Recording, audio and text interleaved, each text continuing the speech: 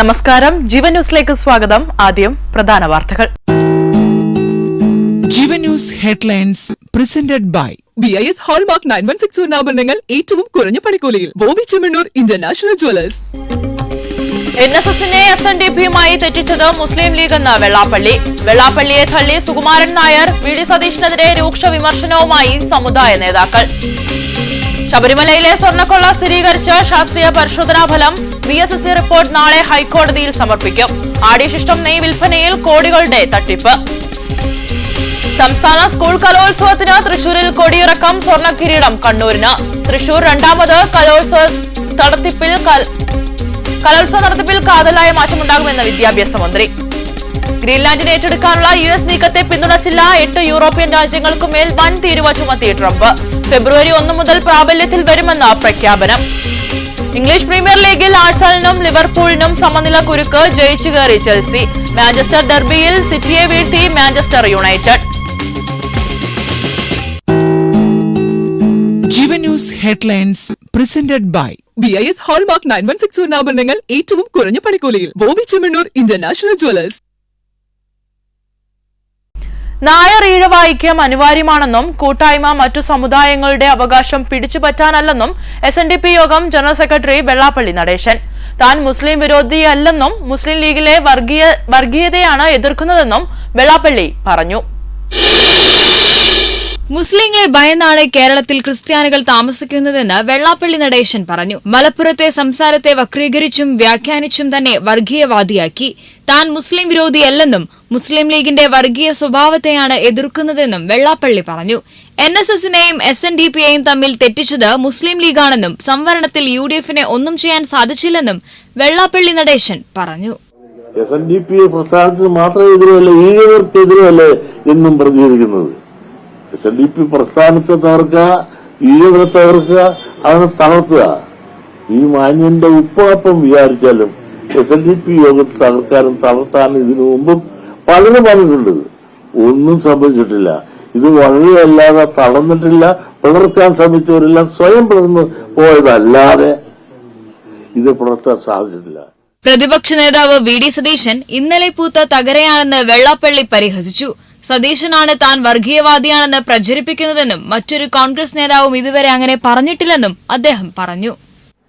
ഒരു ഇന്നലെ പൂത്തൊരു തകരയുണ്ട് സതീശൻ. ഞാനതിനെപ്പറ്റി പറയുന്നില്ല, അപ്രസക്തൻ. അദ്ദേഹമാണ് ഇതിന്റെ എല്ലാം ഏറ്റെടുത്ത് ഇങ്ങനെ പറഞ്ഞുകൊണ്ടിരിക്കുന്നത് ഞാൻ വർഗീയവാദം. അതിന് തക്ക മറുപടി കാന്തപുരം തന്നെ കൊടുത്തിട്ടുണ്ട്. കാന്തപുരം കൂടി യോഗത്തിലും തന്റെ സ്വസിദ്ധമായ വർഗീയത എനിക്കെതിരെ പറഞ്ഞപ്പോൾ കാന്തപുരം ശാസിച്ചു, പരസ്യമായി പറഞ്ഞു. ഈ വേദി രാഷ്ട്രീയക്കാർക്ക് പരസ്പരം അതൊക്കെ വർഗീയത പറയാനുള്ളതല്ല എന്ന് സതീശന് പരസ്യമായി അദ്ദേഹം താക്കീത് ചെയ്ത് പ്രസംഗിക്കുകയുണ്ടായി. നിങ്ങളൊന്ന് ആലോചിക്കണം. ഇപ്പൊ മുതിർന്ന നേതാക്കന്മാരുണ്ട് കോൺഗ്രസിലെ. ഞാൻ ഒരിക്കലും കോൺഗ്രസിനെതിരല്ല. ആന്റണി പറയട്ടെ ഞാൻ വർഗീയവാദിയാണെന്ന്. രമേശ് ചെന്നിത്തല പറയട്ടെ. അവരെല്ലാം എത്രയോ സീനിയറായി, ഇളയേക്കാൾ എത്രയോ സീനിയറായ ആളുകളാണ്. അവര് പറയട്ടെ ഞാൻ വർഗീയവാദിയാണെന്ന്.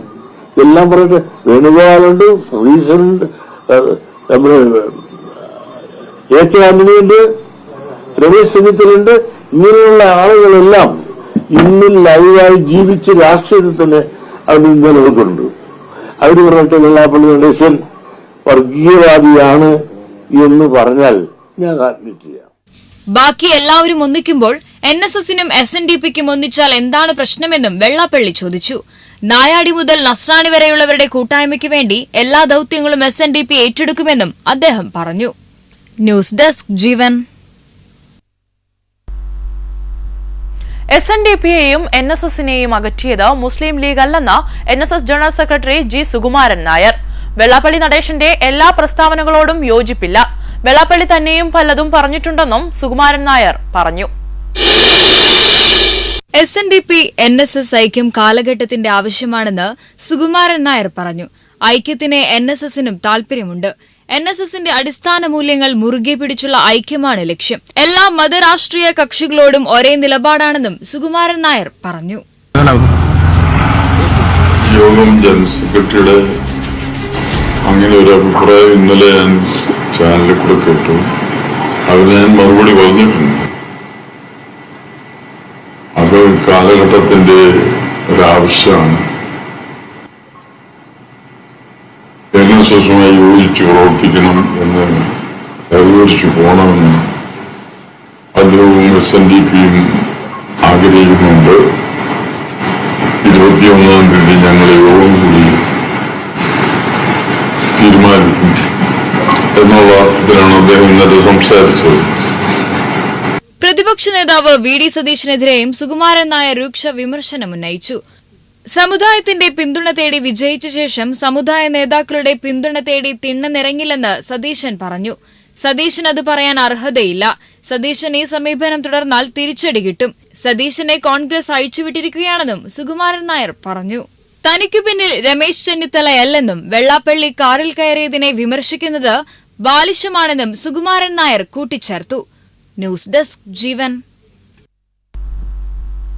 CPM-ഉം BJP-യും തെരഞ്ഞെടുപ്പായാൽ വർഗീയത പ്രചരിപ്പിക്കുകയാണെന്നും അവരുടെ ഉപകരണമായി വെള്ളാപ്പള്ളി മാറരുതെന്നും പ്രതിപക്ഷ നേതാവ് VD സതീശൻ പ്രതികരിച്ചു. വർഗീയത പറയരുതെന്നാണ് താൻ പറഞ്ഞത്. വർഗീയതയോട് വിട്ടുവീഴ്ച ചെയ്യില്ല.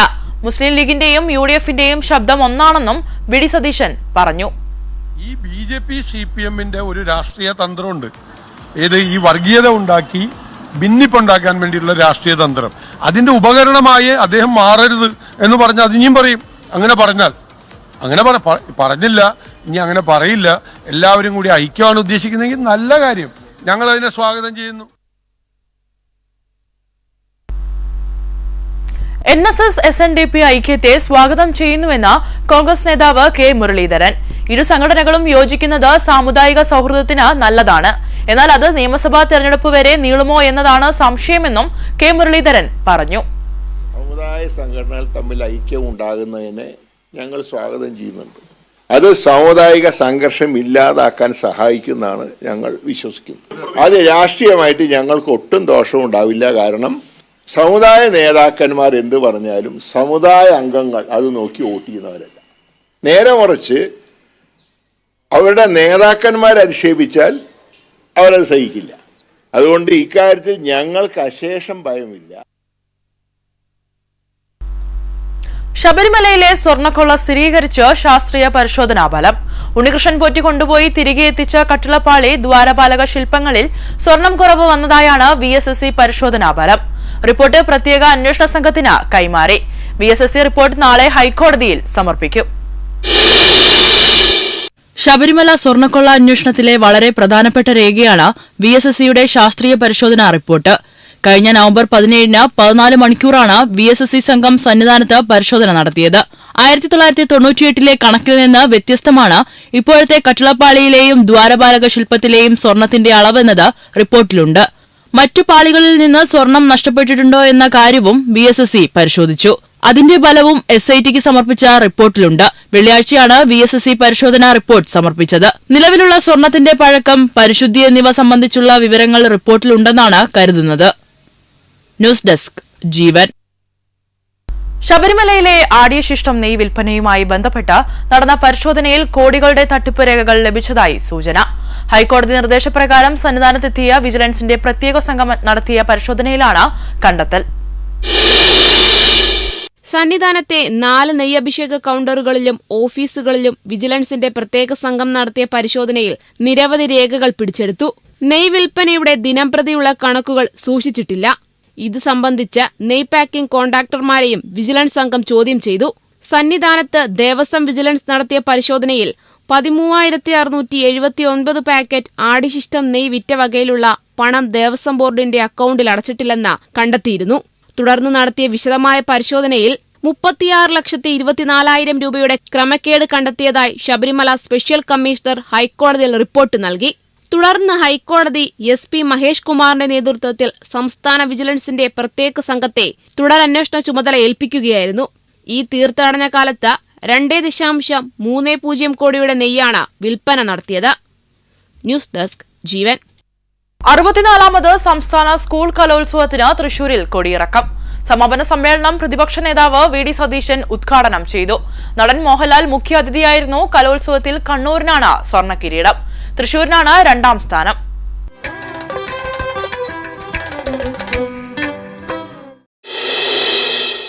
തേക്കിൻകാട് കാക്കനാട് മൈതാനത്തെ എക്സിബിഷൻ ഗ്രൗണ്ടിൽ വൈകിട്ട് 4 മണിയോടെ സമാപന സമ്മേളനം ആരംഭിച്ചു. നടൻ മോഹൻലാൽ മുഖ്യ അതിഥിയായി എത്തിയത് സമാപന സമ്മേളനത്തിന്റെ മാറ്റുകൂട്ടി. റവന്യൂ മന്ത്രി കെ രാജൻ അധ്യക്ഷ പ്രസംഗം നടത്തി. ഈ കലോത്സവത്തിന്റെ മുദ്രാവാക്യം ഉത്തരവാദ കലോത്സവമായിരുന്നു. ഉത്തരവാദ കലോത്സവം എന്നത് ചൂരലെടുത്ത് കുട്ടികളെ പഠിപ്പിക്കാനുള്ള ഒരു മുദ്രാവാക്യം മാത്രമല്ല, സംഘാടകർ മുതൽ കാണികൾ വരെ ഒരു കലോത്സവത്തിൽ എല്ലാവരും ഏറ്റെടുക്കേണ്ട ഒരു ജീവിത വ്രതമാണെന്ന് 5 ദിവസം നീണ്ടുനിന്ന ഈ കലോത്സവം നമ്മളെ പഠിപ്പിച്ചു എന്നുള്ളതാണ് ഏറ്റവും പ്രധാനപ്പെട്ട കാര്യം. ഈ കലോത്സവത്തിന്റെ വിജയത്തിന്റെ പിന്നിൽ എല്ലാവരും ഉണ്ടായിരുന്നു. 19 കമ്മിറ്റികൾ, 19 സംഘടനകൾ, ചെറുതും വലുതുമായ അംഗബലം കൊണ്ട് വേർതിരിവുകളുള്ള സംഘടനകൾ. പക്ഷേ ഒരു മനുഷ്യനെ പോലെ ആ 19 സബ് കമ്മിറ്റികൾ നമ്മുടെ മുഖ്യ കമ്മിറ്റിക്കു കീഴിൽ അണിനിരന്നപ്പോൾ അത്ഭുതകരമായൊരു ചരിത്രം ഈ കേരളത്തിൽ രചിക്കാൻ നമുക്കായി എന്നുള്ളതും അഭിമാനകരമായ വസ്തുതയാണ്. ആരോഗ്യ പ്രതിസന്ധി നേരിട്ട ഒരു മത്സരാർത്ഥിക്ക് ഓൺലൈനിലൂടെ പങ്കെടുക്കാൻ അവസരമൊരുക്കിയ വിദ്യാഭ്യാസ മന്ത്രി വി ശിവൻകുട്ടിയെ പ്രതിപക്ഷ നേതാവ് വി.ഡി. സതീശൻ അഭിനന്ദിച്ചു. യുവജനോത്സവത്തിന്റെ ഡേറ്റ് നിശ്ചയിച്ചപ്പോൾ ബഹുമാനപ്പെട്ട വിദ്യാഭ്യാസ വകുപ്പ് മന്ത്രി എന്നെ ഫോണിൽ വിളിച്ച് ഡേറ്റ് കുറിക്കാൻ പറഞ്ഞു. അപ്പം ഞാൻ ചോദിച്ചു, എവിടെയാണ് ഇപ്രാവശ്യത്തെ യുവജനോത്സവം? അപ്പം അദ്ദേഹം പറഞ്ഞു, തൃശ്ശൂരിലാണ്. അപ്പം ഞാൻ പറഞ്ഞു, ഒന്നും നോക്കണ്ട, അത് നാട്ടുകാരെ ഏറ്റെടുത്തോളൂ എന്ന് പറഞ്ഞു. തൃശ്ശൂരിലെ യുവജനോത്സവം. കാരണം ഇത് സാംസ്കാരിക കേരളത്തിൻ്റെ തലസ്ഥാനമാണെന്ന് വെറുതെ പറയുന്നതല്ല, ജനങ്ങൾ ഹൃദയത്തിലേറ്റും ഇതുപോലെ ഒരു ഉത്സവം. അടുത്ത വർഷം മുതൽ കലോത്സവ നടത്തിപ്പിൽ കാതലായ മാറ്റമുണ്ടാകുമെന്നും അധ്യയന വർഷം ആരംഭിക്കുമ്പോൾ തന്നെ സ്കൂൾ, സബ് ജില്ലാ, ജില്ലാ, സംസ്ഥാന കലോത്സവങ്ങളുടെ ഷെഡ്യൂൾ പ്രഖ്യാപിക്കുമെന്നും മന്ത്രി വി ശിവൻകുട്ടി പറഞ്ഞു. ഏഷ്യയിലെ ഏറ്റവും വലിയ കലാമാമാങ്കം എന്ന വിശേഷണത്തെക്കാൾ ഉപരിയായി എൻ്റെ മനസ്സ് നിറഞ്ഞു നിൽക്കുന്നത് മറ്റൊരു കാഴ്ചയാണ്. ചരിത്രത്തിൽ ആദ്യമായി ഒരു കലോത്സവ വേദി ഒരു കുട്ടിയുടെ വീട്ടുമുറ്റത്തേക്ക് എത്തിയ ആ നിമിഷം. മാരകമായ രോഗാവസ്ഥയിലായതുകൊണ്ട് വേദിയിലെത്താൻ കഴിയാതിരുന്ന കൊച്ചുമിടുക്കി സിയ ഫാത്തിമയ്ക്ക് വേണ്ടി അവരുടെ വീട് തന്നെ വേദിയാക്കിയ ആ തീരുമാനം, അതാണ് ഈ കലോത്സവത്തിൻ്റെ യഥാർത്ഥ വിജയം. മത്സരിക്കാൻ കഴിയാതെ പോകുന്നവരുടെ കണ്ണീരൊപ്പാൻ നമുക്ക് സാധിച്ചു എന്നത് കിരീട നേട്ടത്തെക്കാൾ വലിയ കാര്യമാണെന്ന് ഞാൻ കാണുന്നു. വടക്കുംനാഥനെ സ്മരിച്ചുകൊണ്ടാണ് മോഹൻലാൽ പ്രസംഗം ആരംഭിച്ചത്. കലോത്സവം മത്സരമല്ലെന്നും ഉത്സവമാണെന്നും അദ്ദേഹം പറഞ്ഞു. യുവ പ്രതിഭകൾ മാറ്റുരയ്ക്കുന്ന കലയുടെ ഏറ്റവും വലിയ ആഘോഷങ്ങളിലൊന്നാണല്ലോ നമ്മുടെ സംസ്ഥാന സ്കൂൾ കലോത്സവം. കലാകാരൻ എന്നത് കൊണ്ട് തന്നെ എനിക്ക് ഈ വേദിയോട് അത്രമേൽ ആദരവാണ് ഉള്ളത്. മുമ്പ് യുവജനോത്സവത്തിനും കലോത്സവത്തിനും വളരെ വലിയ പ്രാധാന്യമുണ്ടായിരുന്നു. കലാതിലകങ്ങൾക്കും കലാപ്രതിഭകൾക്കും അന്നൊക്കെ സിനിമാ താരങ്ങളുടെ അത്ര താരപ്രഭയുമുണ്ടായിരുന്നു. ടിവിയിലെ നൃത്ത സംഗീത മത്സരങ്ങളും ഇൻ്റർനെറ്റും സാമൂഹ്യ മാധ്യമങ്ങളൊക്കെ ഉണ്ടാകുന്നതിനും മുമ്പത്തെ കാര്യമാണ് ഞാൻ ഈ പറയുന്നത്. സംസ്ഥാന സ്കൂൾ കലോത്സവത്തിൽ 1028 പോയിന്റുകളുമായി കണ്ണൂരാണ് സ്വർണ്ണക്കിരീടം സ്വന്തമാക്കിയത്. നിലവിലെ ചാമ്പ്യന്മാരായ തൃശൂർ 1023 പോയിന്റുമായി 2ാം സ്ഥാനത്തെത്തി. സ്കൂളുകളിൽ ആലത്തൂർ ഗുരുകുലം ഹയർ സെക്കൻഡറി സ്കൂളാണ് ഒന്നാമതെത്തിയത്.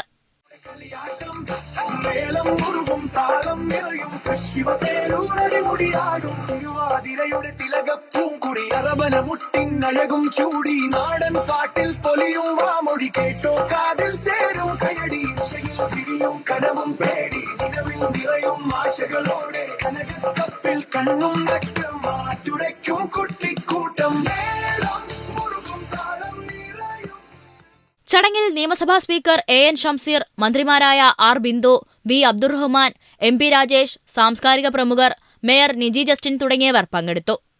ജീവൻ ന്യൂസ്, തൃശൂർ. വേദന ശരീരം കാർന്നു തിന്നുമ്പോഴും സ്വപ്നങ്ങൾ കൈവിടാൻ സിയ ഫാത്തിമ തയ്യാറായിരുന്നില്ല. സ്വപ്നങ്ങൾക്ക് കരുതലായി ഒപ്പം സർക്കാരും കൂട്ടുനിന്നപ്പോൾ സ്കൂൾ കലോത്സവ വേദിയിൽ പിറന്നത് പുതുചരിത്രം. കാസർഗോഡ് ജില്ലയിലെ VKPKHMMR VHSSലെ വിദ്യാർത്ഥിനിയായ സിയ ഫാത്തിമ വാസ്കുലൈറ്റിസ് എന്ന ഗുരുതര രോഗത്തോട് പോരാടുകയാണ്. യാത്ര ചെയ്യുന്നത് പോലും ജീവന് ഭീഷണിയായേക്കാമെന്ന ഡോക്ടർമാരുടെ കർശന നിർദ്ദേശപ്രകാരമാണ് സിയയ്ക്ക് തൃശൂരിലെ കലോത്സവത്തിൽ നേരിട്ട് പങ്കെടുക്കാൻ കഴിയാതെ പോയത്. എന്നാൽ കലോത്സവ വേദിയിൽ മത്സരിക്കണമെന്ന ആഗ്രഹം മന്ത്രി വി ശിവൻകുട്ടിയെ സന്ദേശത്തിലൂടെ അറിയിച്ചു. മാനുഷിക സമീപനത്തിന്റെ ഭാഗമായി സർക്കാർ പ്രത്യേക ഉത്തരവ് പുറപ്പെടുവിച്ചു. ഇതോടെ സംസ്ഥാന സ്കൂൾ കലോത്സവ വേദിയിലെത്താൻ കഴിയാതെ വിഷമിച്ചിരുന്ന സിയയ്ക്ക് അറബിക് പോസ്റ്റർ ഡിസൈനിംഗ് മത്സരത്തിൽ വീഡിയോ കോൺഫറൻസ് മുഖേന മത്സരിക്കാനുള്ള അവസരം ലഭിച്ചു. വേദിയിലെ മറ്റു മത്സരാർത്ഥികളെപ്പോലെ തന്നെ അധികൃതരുടെ നിരീക്ഷണത്തിലും മൂല്യനിർണ്ണയത്തിലുമാണ് സിയയുടെ പ്രകടനം വിലയിരുത്തിയത്.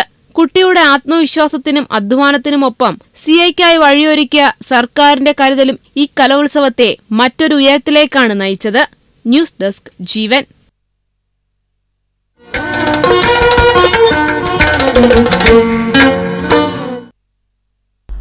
മുംബൈ മുനിസിപ്പൽ കോർപ്പറേഷനിലെ വിജയത്തിനു പിന്നാലെ മഹായുതി സഖ്യത്തിൽ തർക്കം. മേയർ സ്ഥാനത്തെ ചൊല്ലി ബിജെപിയും ഏക്നാഥ് ഷിൻഡെയുടെ നേതൃത്വത്തിലുള്ള ശിവസേനയും തമ്മിലാണ് തർക്കം. മുംബൈ മുനിസിപ്പൽ കോർപ്പറേഷൻ തെരഞ്ഞെടുപ്പിൽ ഏറ്റവും വലിയ ഒറ്റകക്ഷിയാവാൻ ബിജെപിക്ക് സാധിച്ചെങ്കിലും ബിഎംസിയിൽ ഭൂരിപക്ഷം നേടാൻ കഴിഞ്ഞില്ല. 227 സീറ്റുകളുള്ള ബിഎംസി ഹൌസിൽ 89 സീറ്റുകൾ ബിജെപിക്കും 29 സീറ്റുകൾ ഷിൻഡെ വിഭാഗത്തിനും ലഭിച്ചു. ഇവയെ കൂടാതെ ശിവസേന ഉദ്ധവ് താക്കറെ വിഭാഗത്തിന് 65 സീറ്റുകളും ലഭിച്ചു. മുഖ്യമന്ത്രി ദേവേന്ദ്ര ഫഡ്നാവിസ് വിളിച്ചു ചേർത്ത മന്ത്രിസഭാ യോഗത്തിൽ നിന്ന് ഷിൻഡെ വിട്ടുനിന്നതോടെയാണ് മുന്നണിയിലെ തർക്കം പുറത്തറിയുന്നത്. ഫഡ്നാവിസിന്റെ നേതൃത്വത്തിലുള്ള സർക്കാർ എടുക്കുന്ന തീരുമാനങ്ങളോടുള്ള തന്റെ അതൃപ്തി രേഖപ്പെടുത്തുന്നതിനാണ് ഷിൻഡെ വിട്ടുനിന്നതെന്നും റിപ്പോർട്ടുണ്ട്. മാത്രമല്ല, എതിരാളികൾ ഹൈജാക്ക് ചെയ്യാതിരിക്കാൻ തെരഞ്ഞെടുക്കപ്പെട്ട 29 കൌൺസിലർമാരെ ഷിൻഡെ നഗരത്തിലെ ഒരു പഞ്ചനക്ഷത്ര ഹോട്ടലിലേക്ക് മാറ്റി. വിലപേശലിൽ ഇരുവിഭാഗവും വിട്ടുവീഴ്ച ചെയ്യാൻ തയ്യാറല്ലാത്തതിനാൽ മേയർ തെരഞ്ഞെടുപ്പ് ഈ ആഴ്ചയുണ്ടാവില്ലെന്നാണ് സൂചന. എന്നാൽ മേയർ തെരഞ്ഞെടുപ്പുമായി ബന്ധപ്പെട്ട മുന്നണിയിലെ തർക്കം തള്ളി മുഖ്യമന്ത്രി ദേവേന്ദ്ര ഫഡ്നാവിസ് രംഗത്തെത്തി. തങ്ങൾ ഒരുമിച്ചിരുന്ന് സൗഹൃദപരമായ തീരുമാനങ്ങൾ എടുക്കുമെന്നും മുന്നണിയിൽ ഒരു തർക്കവുമില്ലെന്നും ഫഡ്നാവിസ് പറഞ്ഞു. आपले मुंबईचे तरुण तडफदार अध्यक्ष आमदार अमित साटमजी, अतुल भातखळकरजी, योगेश सागरजी, प्रवीण दरेकरजी, प्रसाद लाडजी, मनीषाताई चौधरी, पराग भाई या ठिकाणी उपस्थित आपले सर्व आमदार आपले മഹായൂതി സഖ്യത്തിന്റെ വിജയത്തോടെ 25 വർഷത്തെ താക്കറെ കുടുംബത്തിന്റെ ഭരണത്തിനു കൂടിയാണ് അന്ത്യം കുറിക്കുന്നത്. നാഷണൽ ഡെസ്ക് ജീവൻ. ജല്ലിക്കെട്ടിൽ മികച്ച വിജയം നേടുന്നവർക്ക് സർക്കാർ ജോലി നൽകുമെന്ന് മുഖ്യമന്ത്രി എം.കെ. സ്റ്റാലിൻ. മധുരയിൽ പൊങ്കൽ ആഘോഷത്തിന്റെ ഭാഗമായുള്ള അളങ്കാനല്ലൂർ ജല്ലിക്കെട്ട് ഉദ്ഘാടനം ചെയ്യുകയായിരുന്നു മുഖ്യമന്ത്രി. ജല്ലിക്കെട്ട് മത്സരങ്ങളിൽ കൂടുതൽ കാളകളെ മെരുക്കി മികവ് പുലർത്തുന്നവർക്ക് മൃഗസംരക്ഷണ വകുപ്പിലായിരിക്കും ജോലി നൽകുകയെന്ന് എം.കെ. സ്റ്റാലിൻ പറഞ്ഞു. ജല്ലിക്കെട്ടിലൂടെ തമിഴ്നാടിന്റെ സാംസ്കാരിക പൈതൃകം സംരക്ഷിക്കുന്ന യുവാക്കളുടെ ധീരതയെ ആദരിക്കുകയെന്നതാണ് ഇതിലൂടെ ലക്ഷ്യമിടുന്നതെന്നും അദ്ദേഹം പറഞ്ഞു. அதனை அடக்கிற காளையர்களை பார்க்கும்போது நம்முடைய தமிழ் மண்ணுக்கு ஒரு பெருமையாக இருக்கு. நம்ம திராவிட மாடல் ஆட்சியில் இந்த வீரம் நிறைந்த மதுரை மண்ணில் சங்கம் வளர்த்த இந்த மாமதுரையில் அறிவு வளர்ச்சிக்காக கலைஞர் நூற்றாண்டு நூலகம் கட்டி கொடுத்திருக்கிறோம் என்பது உங்களுக்கெல்லாம் தெரியும். ജല്ലിക്കെട്ടുകാളകൾക്ക് നിലവാരമുള്ള ചികിത്സയും ശാസ്ത്രീയ പരിചരണവും ഉറപ്പാക്കുന്നതിനായി അളങ്കാനെല്ലൂരിൽ 2 കോടി രൂപ ചെലവിൽ അത്യാധുനിക ചികിത്സാ കേന്ദ്രം ആരംഭിക്കുമെന്നും സ്റ്റാലിൻ പ്രഖ്യാപിച്ചു.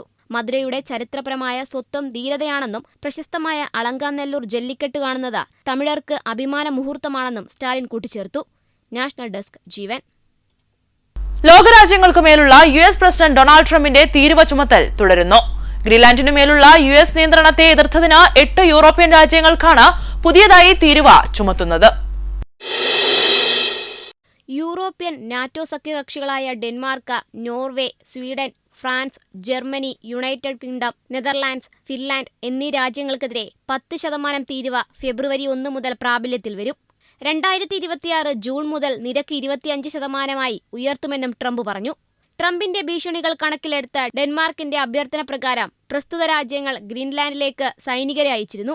ഗ്രീൻലാൻഡിലെ യൂറോപ്യൻ സേനയെ കര, വ്യോമ, കടൽ ശക്തികൾ ഉപയോഗിച്ച് ശക്തിപ്പെടുത്തുമെന്ന് ഫ്രഞ്ച് പ്രസിഡന്റ് ഇമാനുവൽ മാക്രോണും പ്രഖ്യാപിച്ചു.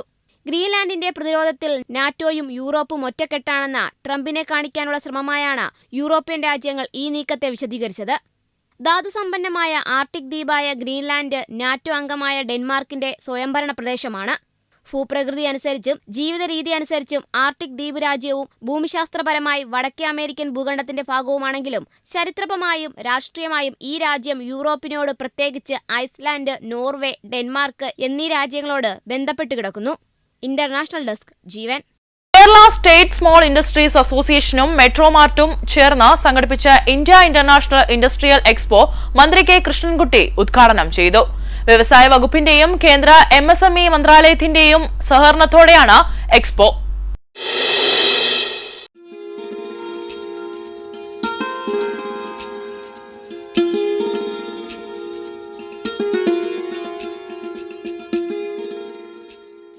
കൊച്ചി അഡ്ലെക്സ് ഇന്റർനാഷണൽ കൺവെൻഷൻ സെന്ററിൽ ഇൻഡസ്ട്രിയൽ എക്സ്പോയുടെ 2ാം പതിപ്പാണ് ആരംഭിച്ചത്.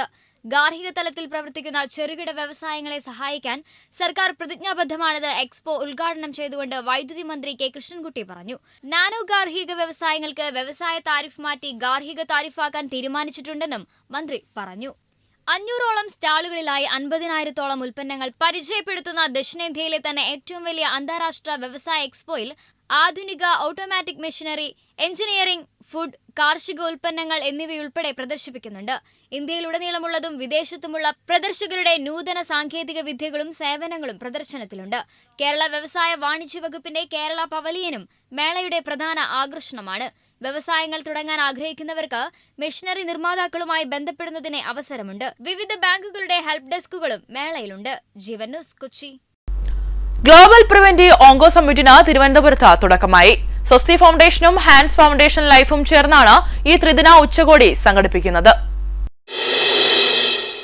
അർബുദ പ്രതിരോധ രംഗത്തെ ആഗോള മുന്നേറ്റങ്ങളും അത്യാധുനിക ഗവേഷണങ്ങളും ചർച്ച ചെയ്യുന്നതിനായി സംഘടിപ്പിച്ച ഉച്ചകോടി ഡോക്ടർ MV പിള്ള, പൂയം തിരുനാൾ ഗൗരി പാർവതിഭായ്, ഡോക്ടർ VP സുഹൈൽ മൗലവി എന്നിവർ ചേർന്ന് ഉദ്ഘാടനം ചെയ്തു. ഹോട്ടൽ ഹയാത്തിൽ അർബുദരോഗ വിദഗ്ധർ, ഗവേഷകർ, നയരൂപീകരണ വിദഗ്ധർ എന്നിവർ പങ്കെടുക്കുന്ന ഉച്ചകോടിയുടെ 2ാം ദിവസത്തെ സമ്മേളനത്തിൽ ഗവർണർ രാജേന്ദ്ര ആർലേക്കർ മുഖ്യാതിഥിയായിരുന്നു. World Malayali council global president Baby Mathew Somatheeram ആമുഖ പ്രഭാഷണം നടത്തി.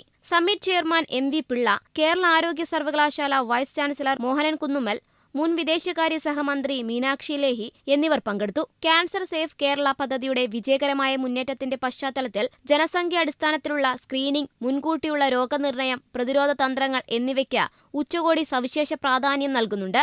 3 ദിവസത്തെ സമ്മേളനം ഞായറാഴ്ച സമാപിക്കും. ജീവൻ ന്യൂസ്, തിരുവനന്തപുരം.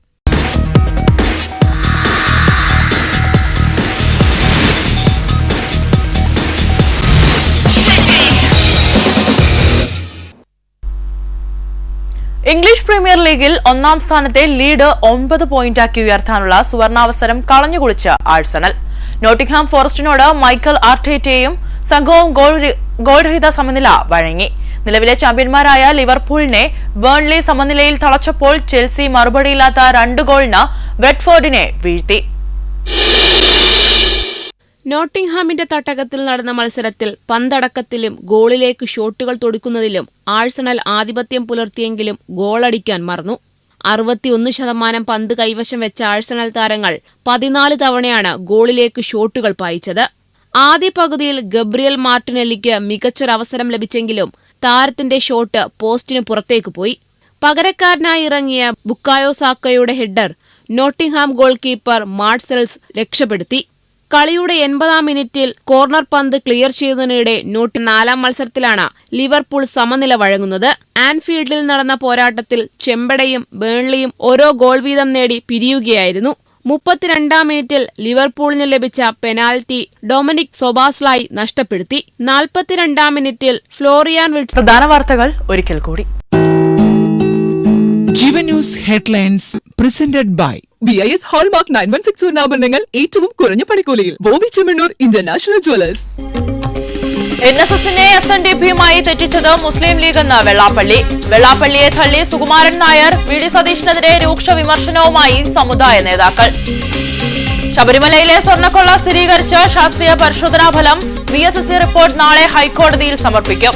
ആടിശിഷ്ടം നെയ് വിൽപ്പനയിൽ കോടികളുടെ തട്ടിപ്പ്. സംസ്ഥാന സ്കൂൾ കലോത്സവത്തിന് തൃശൂരിൽ കൊടിയിറക്കം. സ്വർണ്ണക്കിരീടം കണ്ണൂരിന്. തൃശൂർ 2ാമത് കലോത്സവ നടത്തിപ്പിൽ കാതലായ മാറ്റമുണ്ടാകുമെന്ന് വിദ്യാഭ്യാസ മന്ത്രി. ഗ്രീൻലാൻഡിനെ ഏറ്റെടുക്കാനുള്ള US നീക്കത്തെ പിന്തുണച്ചില്ല. 8 യൂറോപ്യൻ രാജ്യങ്ങൾക്കുമേൽ വൻ തീരുവ ചുമത്തി ട്രംപ്. ഫെബ്രുവരി 1 മുതൽ പ്രാബല്യത്തിൽ വരുമെന്ന് പ്രഖ്യാപനം. ഇംഗ്ലീഷ് പ്രീമിയർ ലീഗിൽ ആഴ്സണലിനും ലിവർപൂളിനും സമനില കുരുക്ക്. ജയിച്ചു കയറി ചെൽസി. മാഞ്ചസ്റ്റർ ഡെർബിയിൽ സിറ്റിയെ വീഴ്ത്തി Manchester United. Jeevan news headlines presented by BIS hallmark 9161 സ്വർണ്ണാഭരണങ്ങൾ ഏറ്റവും കുറഞ്ഞ പണിക്കൂലിയിൽ. Bobby Chemmanur international jewellers. ഈ വാർത്താ ബുള്ളറ്റിൻ പൂർണ്ണമാകുന്നു. നമസ്കാരം.